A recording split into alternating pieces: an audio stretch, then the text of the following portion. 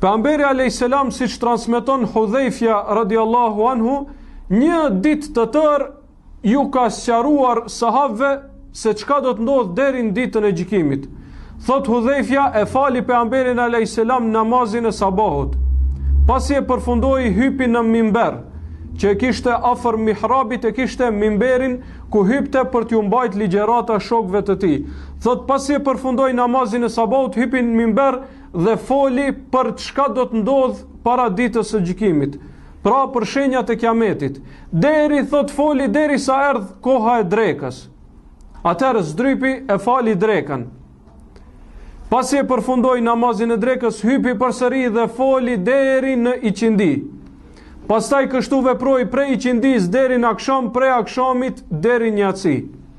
Thot Hudhaifja radiallahu anhu, thot nuk la çështje që do të ndodh deri në ditën e gjykimit prej shenjave të kiametit dhe prej gjërave që do të ndodhin të ardhmen, vetëm se na tregoi.